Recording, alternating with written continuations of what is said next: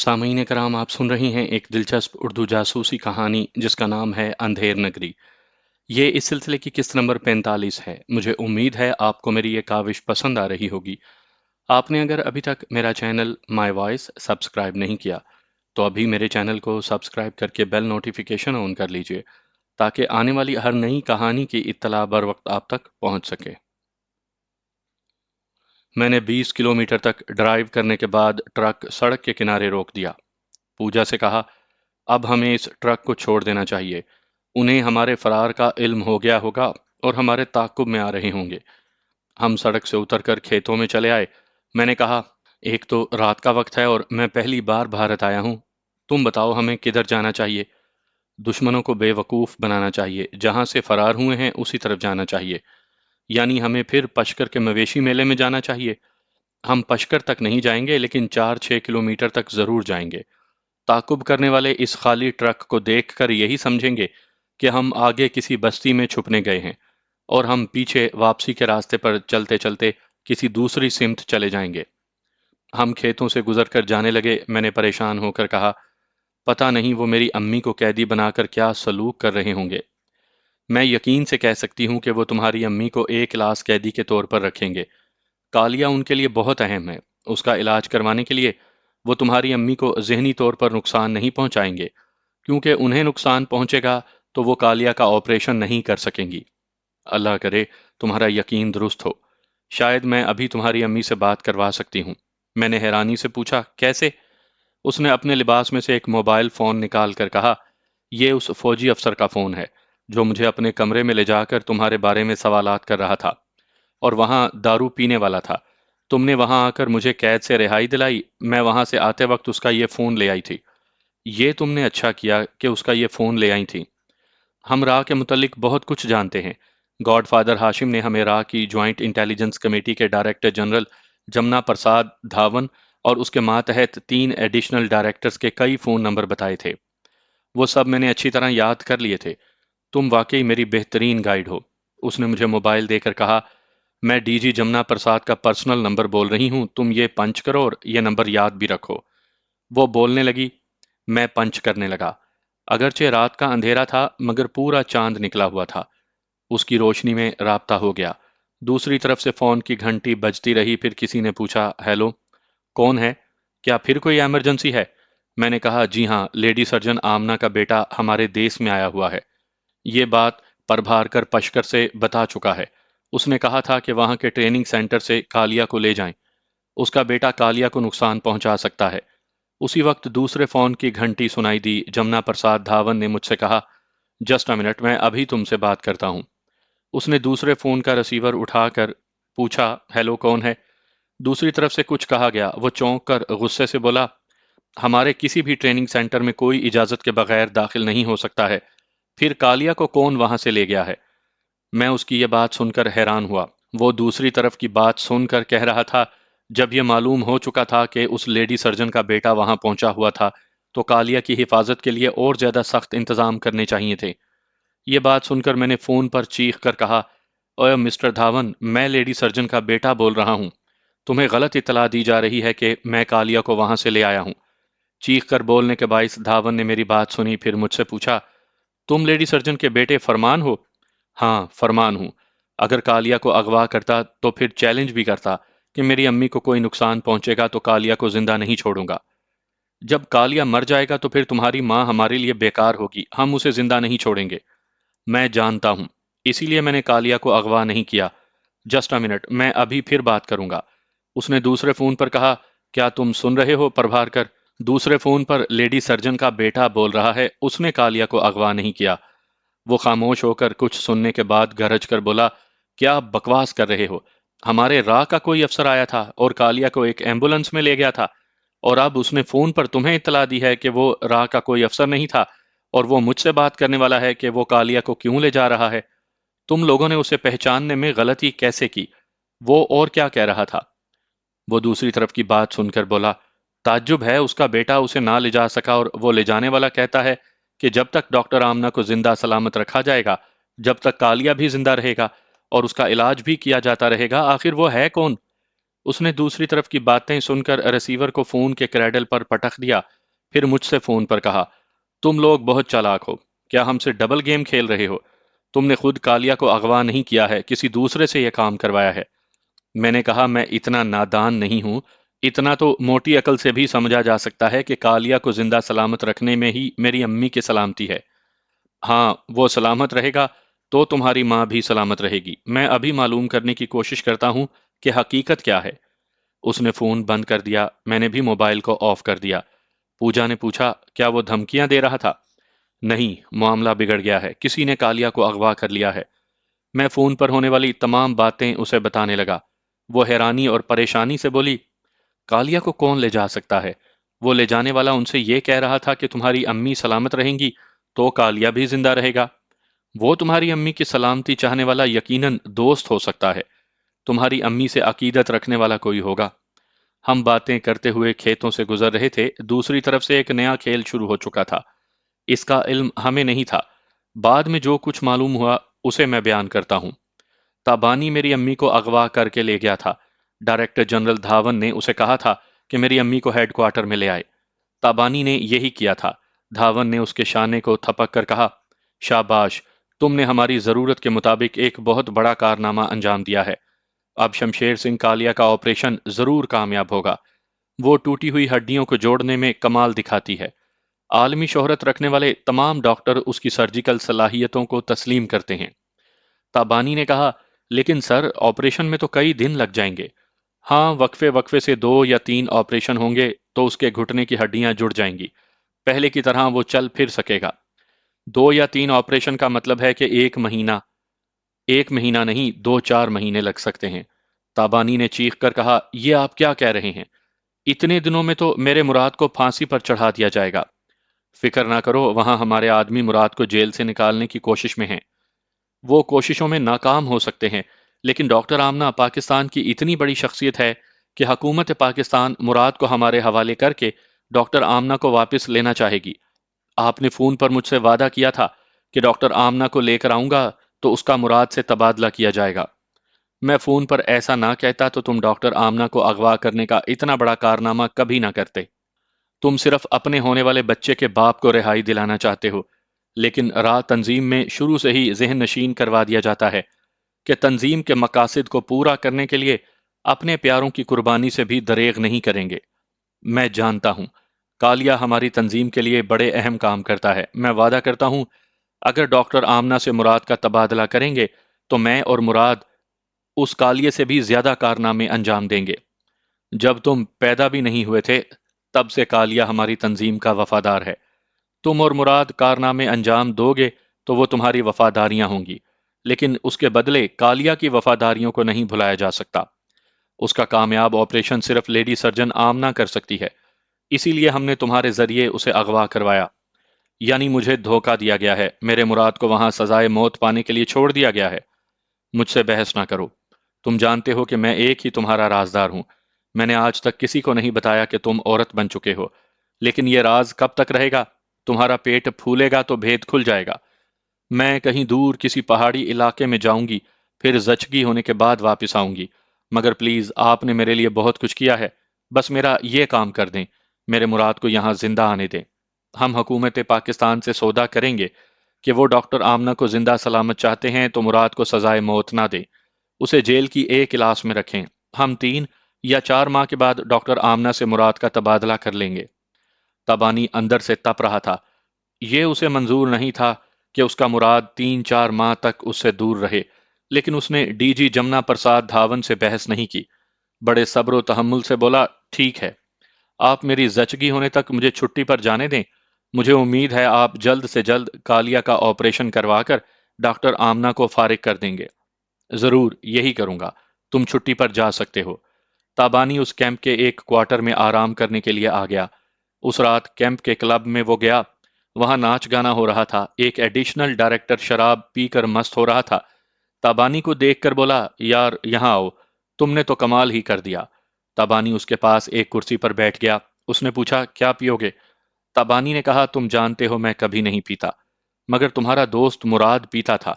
یار میں نے سنا ہے تم مراد کو رہائی دلانے اور بھارت میں لانے کے لیے اتنی بڑی ڈاکٹر کو اغوا کر کے لائے ہو؟ میں نے ڈاکٹر آمنہ کو دیکھا ہے، بیچاری کی موت اسے یہاں لے آئی ہے۔ تابانی نے کہا، زیادہ نہ پیا کرو، فضول بکواس کرتے رہتے ہو۔ میں نشے میں نہیں ہوں، عقل کی بات کرتا ہوں۔ ڈاکٹر آمنہ عالمی شہرت رکھتی ہے، کیا بھارتی حکومت اتنی بڑی شخصیت کو اغوا کرنے کا الزام اپنے سر پر لے گی؟ کبھی نہیں۔ تم دیکھ لینا، کالیا کا آپریشن کامیاب ہونے کے بعد ڈاکٹر آمنہ کو ختم کر دیا جائے گا اور اس کی لاش غائب کر دی جائے گی۔ تابانی اسے گھور کر دیکھ رہا تھا، اس کے دماغ میں آندھی سی چلنے لگی۔ وہ اس پہلو کو بھول گیا تھا کہ عالمی شہرت رکھنے والی کسی بھی ہستی کو اغوا کروانے والی کوئی بھی حکومت تسلیم نہیں کرتی کہ یہ جرم اس نے کیا ہے۔ الزام سے بچنے کے لیے اغوا کی ہوئی ہستی کو رازداری سے قتل کر دیا جاتا ہے۔ اس رات تابانی کی نیند اڑ گئی۔ دوسرے دن اس نے معلوم کیا کہ کالیا کو کس ہسپتال میں رکھا گیا ہے۔ پتا چلا دہلی کے کسی بھی ہسپتال میں اس کا آپریشن ہوگا تو پاکستانی جاسوس اسی طرف آئیں گے، کیونکہ آمنہ کو پنجاب کی ایک سرحد پار کروا کے لایا گیا تھا۔ وہاں سے دہلی قریب تھا، پھر یہ سب جانتے تھے کہ را کا ہیڈ کوارٹر دہلی میں ہے۔ اگر پاکستانی جاسوس آمنہ کو واپس نہ لا سکے تو کالیا کو مار ڈالیں گے۔ کالیا کی حفاظت کی خاطر اسے راجستھان کے ایک چھوٹے سے ٹاؤن پشکر میں پہنچا دیا گیا ہے۔ جب آپریشن کا تمام ضروری سامان اور ماتحت ڈاکٹرز وغیرہ وہاں پہنچ جائیں گے تو ڈاکٹر آمنہ کو بھی وہاں سخت نگرانی میں پہنچا دیا جائے گا۔ تابانی ڈاکٹر آمنہ سے ملنے کے لیے راہ کے ایک خفیہ قید خانے میں گیا۔ لیڈی سرجن کو بڑے آرام سے رکھا گیا تھا۔ آمنہ نے اسے دیکھ کر پوچھا، تابانی کیسے ہو؟ کچھ اجڑے ہوئے سے نظر آ رہے ہو۔ اپنے ہونے والے بچے کی خاطر اپنی صحت کا خیال رکھو۔ میں نے پاکستان میں تمہیں ضروری دوائیں لکھ کر دی تھیں، انہیں ضرور استعمال کیا کرو۔ تابانی نے سر جھکا کر کہا، میں نے آپ پر ظلم کیا ہے اور آپ میری اور میرے بچے کی بھلائی کی باتیں کر رہی ہیں۔ تمہارا جو کام تھا تم نے کیا، میرا جو کام ہے میں ایک ڈاکٹر کی حیثیت سے وہی کر رہی ہوں۔ آپ نے قانون کی مخالفت مول لے کر میرے مراد کا بار بار آپریشن کیا اور اسے چلنے پھرنے کے قابل بنا دیا۔ میں آپ کو جبرن یہاں لے آئی۔ آپ کو مجھ سے نفرت نہیں ہوتی؟ نفرت وہ کیوں ہوگی؟ مجھے یہاں لائے ہو، مراد سے میرا تبادلہ کرو گے، تمہارا مراد تمہیں مل جائے گا، میں واپس اپنے پاکستان پہنچ جاؤں گی، لیکن میں حکومت پاکستان سے کہوں گی کہ مراد کو جلد بھیج دیں۔ مجھے 6-7 ماہ بعد بلائیں، میں تمہاری زچگی تک تمہیں اپنی نگرانی میں رکھوں گی۔ تم نہیں جانتے جنس تبدیل ہونے کے باعث زچگی سے پہلے کیسے پرابلمز پیدا ہوں گے۔ میں رہوں گی تو انشاءاللہ تمہیں اور تمہارے بچے کو ہر حال میں بچاؤں گی۔ تابانی نے ایک دم سے چیخ کر کہا، بس کریں، آپ کیسی عورت ہیں؟ کس مٹی سے بنی ہوئی ہیں؟ پاکستان کی مٹی سے۔ وہ ایک دم سے پلٹ کر دوڑتا ہوا وہاں سے چلا آیا۔ اس کا بس چلتا تو ڈاکٹر آمنہ کو وہاں سے لے آتا، مگر اب تیر کمان سے نکل چکا تھا۔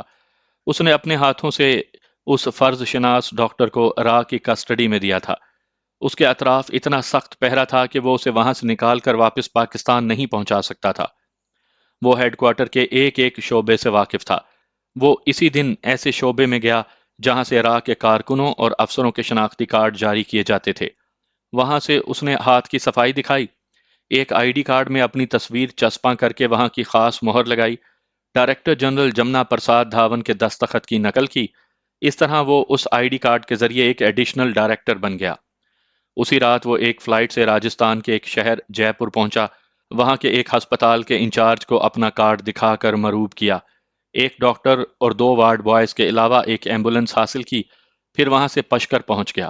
وہاں را کے ٹریننگ سینٹر کے تمام افسران اسے ایڈیشنل ڈائریکٹر سمجھ کر اس کے احکامات کی تعمیل کرنے لگے۔ اس وقت تک اعظم بیگ کی جاسوسی کے باعث یہ معلوم ہو چکا تھا کہ لیڈی سرجن آمنہ کا بیٹا فرمان وہاں پہنچا ہوا ہے۔ وہاں کے سینٹر کے افسروں نے یہ بات تابانی کو بتائی۔ اس نے کہا، ہم خفیہ ذرائع سے پہلے ہی معلوم کر چکے ہیں، اس لیے میں ایمبولنس لایا ہوں۔ کالیا کو اس میں آرام سے لٹا دو اور اسے ایک بہت ہی خفیہ مقام پر پہنچایا جائے گا۔ اس حکم کی تعمیل کی گئی۔ اس طرح وہ کالیا کو لے کر وہاں سے جانے لگا۔ اس کے ساتھ آنے والے ڈاکٹر نے راستے میں پوچھا، آپ ہمیں کہاں لے جا رہے ہیں؟ یہ راستہ جے پور نہیں، منڈاوا شہر جاتا ہے۔ تابانی نے ایمبولنس کو روک کر ڈاکٹر اور دونوں وارڈ بوائز کو ریوالور دکھا کر کہا، گاڑی سے باہر آؤ، کمان۔ وہ ریوالور دیکھ کر سہم گئے تھے، فوراً باہر آئے۔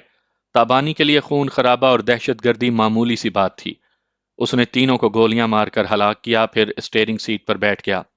اسٹریچر پر لیٹے ہوئے شمشیر سنگھ کالیا نے سر اٹھا کر پوچھا، یہ فائرنگ کس نے کی تھی؟ میں نے ڈاکٹر اور وارڈ بوائز کو ختم کر دیا ہے، مگر تمہیں زندہ رکھوں گا۔ وہ گاڑی اسٹارٹ کر کے جانے لگا۔ کالیا نے پوچھا، تم کون ہو؟ تم نے انہیں ہلاک کیوں کیا؟ وہ بیچارے بے گناہ تھے، مگر تمہارے جیسے کتے کو اغوا کرنے کے لیے انہیں قتل کرنا پڑا۔ تم مجھے کتا کہہ رہے ہو؟ جانتے ہو میں کون ہوں؟ جانتا ہوں، اسی لیے کتا کہہ رہا ہوں۔ تم وہاں لیٹے ہی لیٹے بھونکتے رہو گے، مجھے کاٹنے کے لیے یہاں تک نہیں آ سکو گے۔ تمہاری ایک ٹانگ کے گھٹنے پر پلاسٹر چڑھایا گیا ہے، تم چلنے پھرنے کے قابل نہیں رہے۔ اگر تم میرے دشمن ہو تو مجھے مار ڈالو، اس طرح کہاں لے جا رہے ہو؟ کچھ دشمن ایسے ہوتے ہیں جنہیں ہلاک نہیں کیا جاتا، انہیں زندہ رکھ کر ان سے فائدہ اٹھایا جاتا ہے۔ تم مجھ سے کیا فائدہ اٹھانا چاہتے ہو؟ جب میں پاکستان میں تھا تو لیڈی سرجن آمنہ نے کہا تھا کہ انہوں نے کبھی کسی انسان سے نفرت نہیں کی۔ صرف ایک شخص ایسا ہے جس نے ان کا گھر اجاڑ دیا، شوہر سے الگ کر دیا، انہیں گھر سے بے گھر کر دیا، لیکن وہ دشمن کبھی مریض بن کر آئے گا تو وہ ایک ڈاکٹر کے فرائض پورے کرنے کے لیے اس سے بھی نفرت نہیں کریں گی، پوری دیانتداری سے اس کا علاج کریں گی۔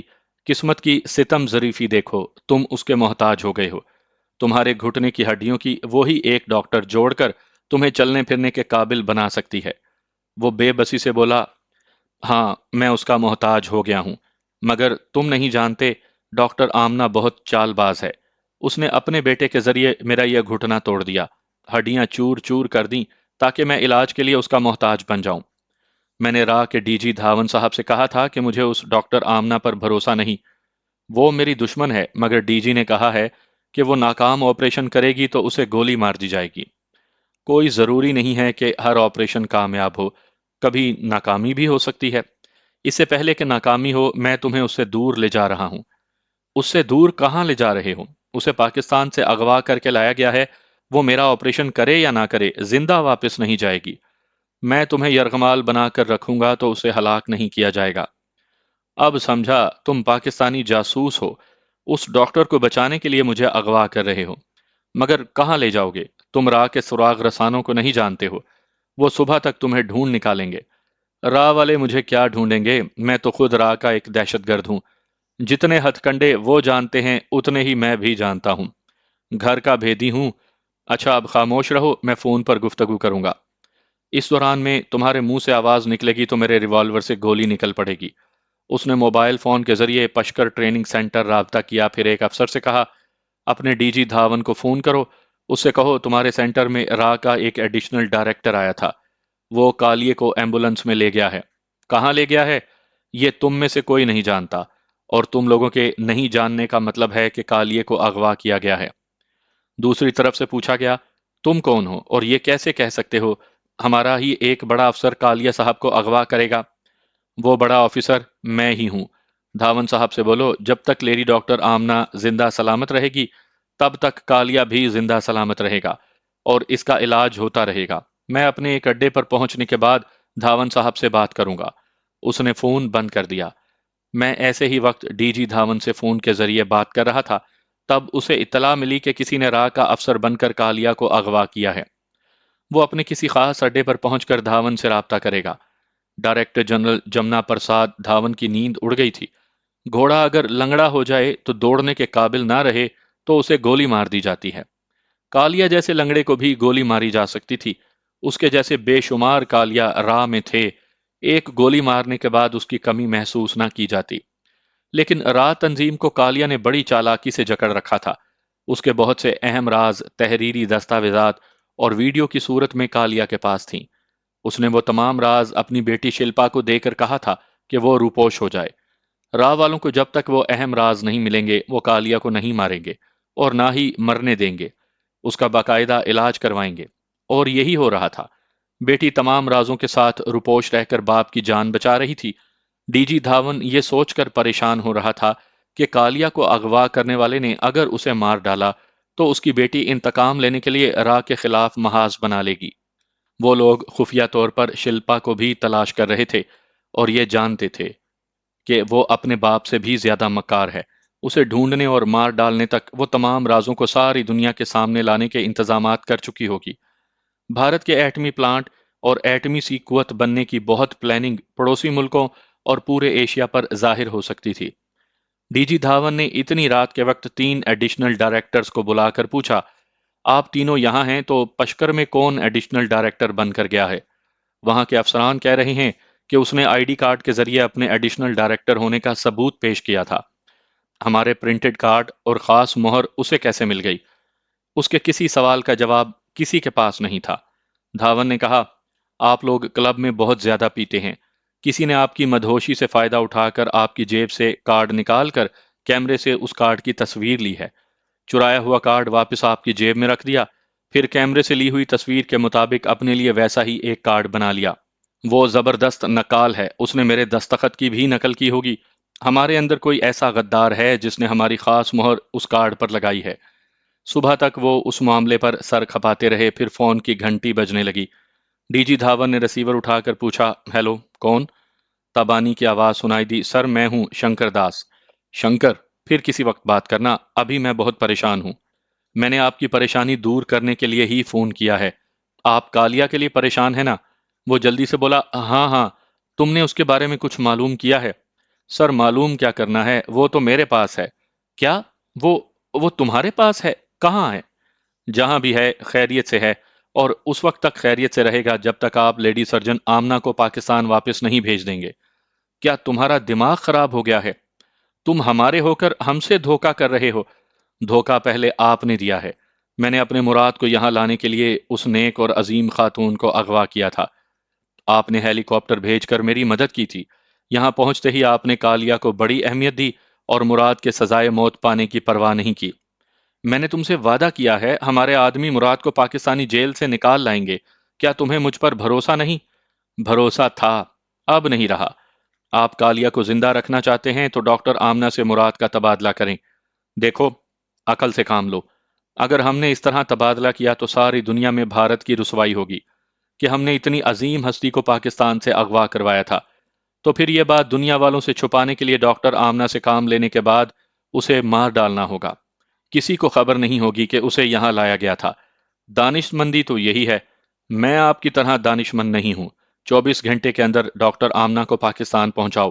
کیا تم نے آمنہ آمنہ کی رٹ لگا رکھی ہے؟ کیا وہ تمہاری کوئی سگی لگتی ہے؟ ہاں، سگی سے بھی زیادہ سگی۔ بھگوان کی سوگند، وہ میری ماں ہے۔ اس ماں کے لیے میں مراد کا بھی مطالبہ نہیں کروں گا۔ میری کوکھ کے بچے نے مجھ سے کہا ہے کہ میں اس ننھے کے ساتھ جان دیتے جیتے بھی اس ماں کو پاکستان پہنچا دوں۔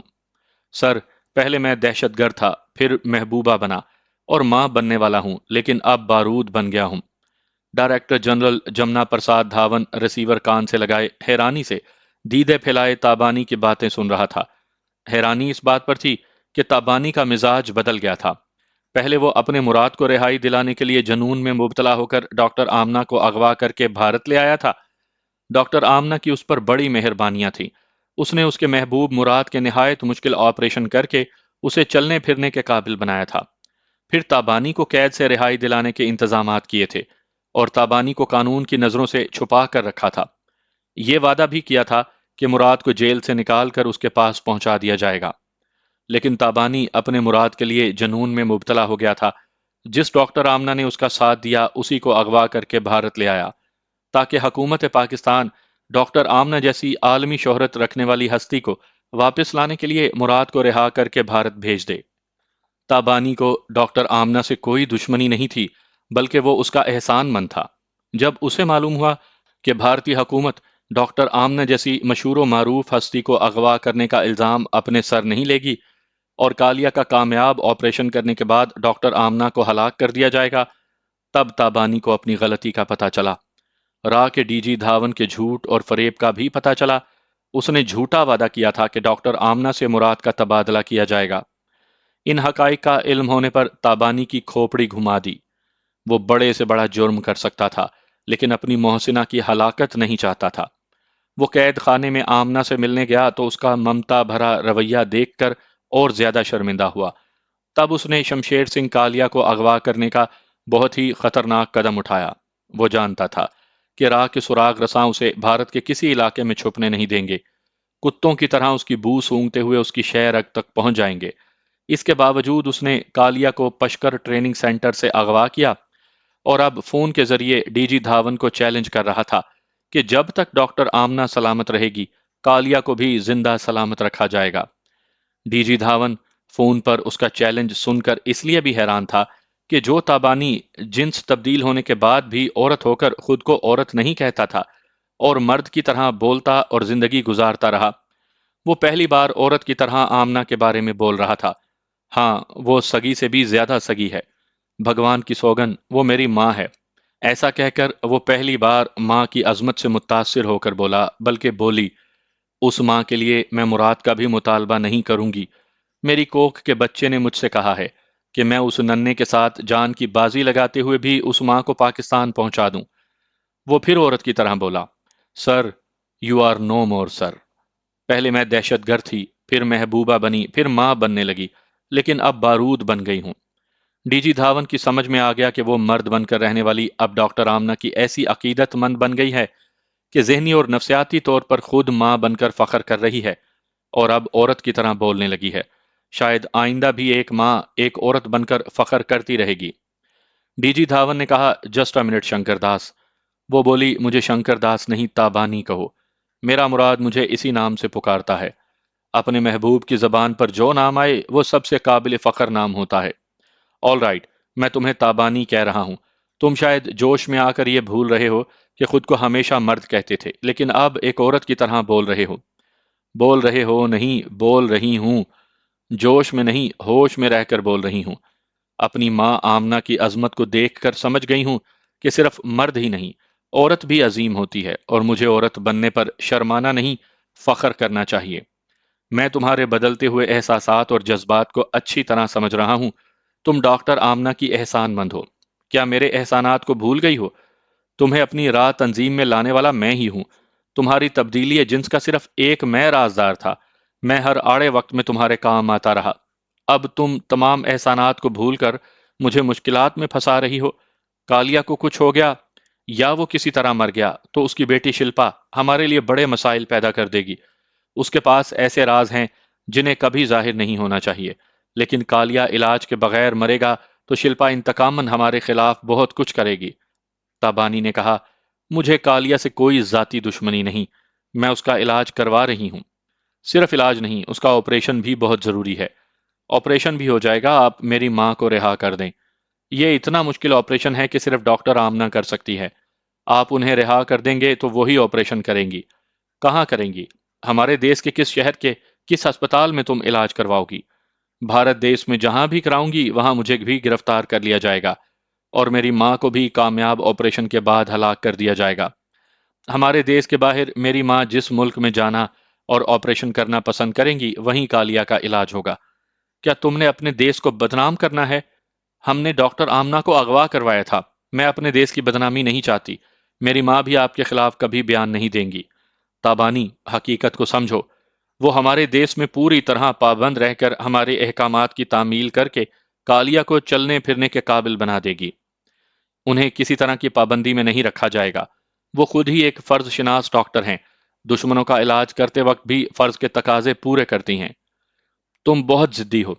اس ڈاکٹر کا جادو تمہارے سر چڑھ کر بول رہا ہے۔ ٹھیک ہے، میں ابھی ڈاکٹر آمنہ سے بیرون ملک جا کر آپریشن کرنے کا مطالبہ کرتا ہوں۔ پہلے آپ ان سے معاملہ طے کریں، پھر میں ان سے فون پر بات کروں گی۔ مجھے بتائیں میں کتنی دیر بعد آپ کے موبائل فون پر رابطہ کروں؟ 40 منٹ کے بعد۔ رابطہ ختم ہو گیا۔